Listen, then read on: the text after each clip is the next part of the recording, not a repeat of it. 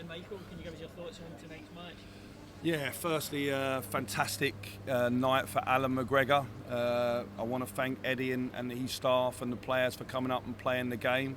Obviously, the amount of fans that came up from Newcastle as well. I thought it was a top pre-season game. We've gone from playing a third division Bundesliga team behind closed doors to coming here tonight and playing at Ibrox in a packed game, and it was a real game from the start to finish. I thought they showed their quality. We were a bit slow started, but after that I was pleased with elements of the game. We created good moments. You can see we've still got heavy legs, but that game gives us a lot of feedback. I think it will make training real, because now you've played against a real team. There's no point playing lesser opponents, so we've tried to pick really strong competitive opponents throughout pre-season to make the games real, to help us prepare. We're still a month away from the kick-off. Yes, tonight Yanis Hadji was playing in noticeably deeper. Is that something you're going to look at moving forward throughout the season? Well, yeah, I think sometimes when we're playing domestically we get a lot of the ball, and we don't want our most technical players facing our goal, so they can come from deep. We've seen it with Todd. Kieran's got a fantastic passing range. Yanis has got the same thing. You can see Abdullah can really motor, and he'll move down the side of the centre halves. Cyril will give us the same, so you'll see Cyril at the weekend with Kamar Roof and maybe Tom Lawrence. Maybe I'll have to hold him back, but he's chomping at a bit to be involved at the weekend as well. What I would say is there's a lot of competition for places.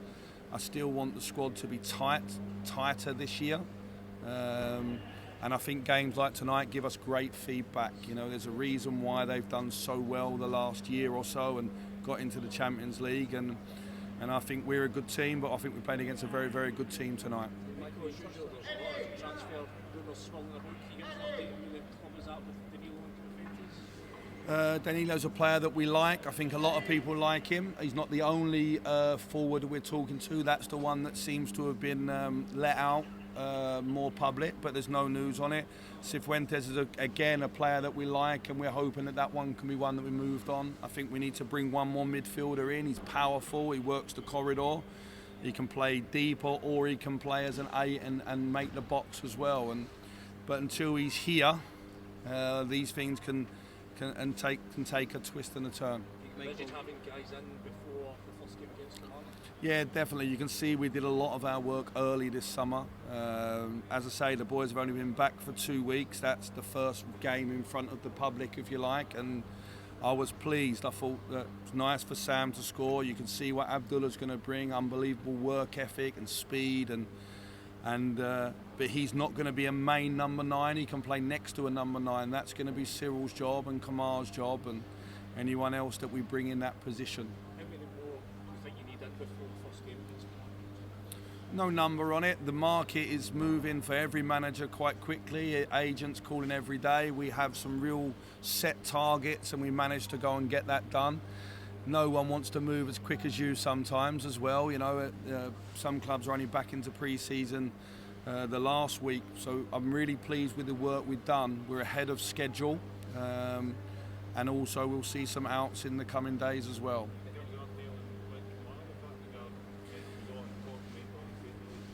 There's been quite a few inquiries for Glenn. Unfortunately, Glenn, we gave him an extended break due to his international stuff in the summer, and unfortunately he's been ill the last few days, so he didn't come to Germany with us. He's due to return to training in the coming days, and that will be ongoing, the speculation.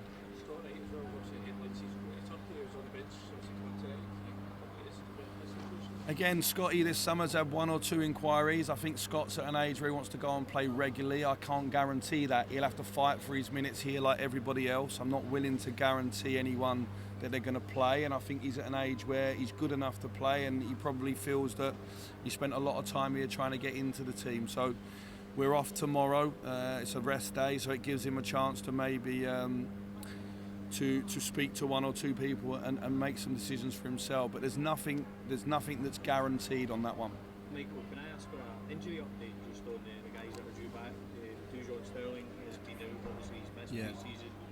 so far. Connor as well. Where are they in terms of comeback? You mentioned Tom and Kamar, so they're obviously very advanced. Yeah, at the moment we have, obviously Leon King got the injury when we was away in Germany. It's not as bad as first feared, so we think he'll be back in 4 to 5 weeks, back playing. We're back training within maybe 4 weeks, so we've had the best case scenario with that. We had to scan it immediately to see if there was a break. There wasn't. We've re-scanned it and it's the better news for us, so I'm delighted with that. Tom Lawrence returned to training the day we got back from Germany, so he trained with the team on Sunday. Tonight was too soon, and obviously the amount of time he's been out. Kamar trained hot from the mid part of Germany, and he looks in good shape. Cyril was late arriving, so he was slightly behind everybody else, hence not involved tonight. Connor is still scheduled to the end of the month, so he'll make the start of the season if all goes to plan. And young Adam Devine in the game in Germany on Friday just felt a slight problem with his knee, so he didn't want to take a risk. Dujon will return to training, I believe, either before the weekend or the start of next week. So it's quite strong then, everybody's more or less there or thereabouts. Yeah, we've had a really positive summer. I think the break's done us good. I think we've managed everybody really well. It's been a bespoke off-season, even a bespoke pre-season in terms of no one size fits all. And listen, I don't want to say that we've got a clean bill of health because you know what happens in football, but we're moving in a good direction. Michael, just finally going back to Alan, how was he in the dressing room after full time? And for you, where does he rank among the greats? There'll be a lot better people than me to judge that.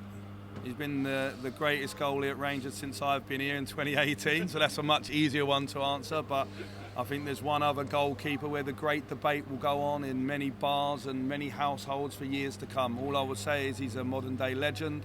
He's got a highlights reel for the ages, and he's been fantastic for me.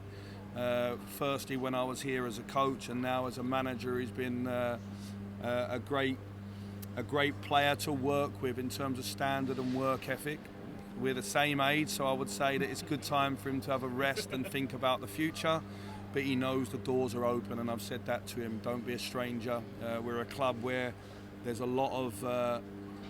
we talk about the history of the club, and the history is made by players on the pitch, and so those people are always welcome. The doors are always open for me to allow them to come in, to share their advice and their ideas, and Alan's now certainly one of those guys. Cheers, guys. Thank you. Thank you. Cheers, boys.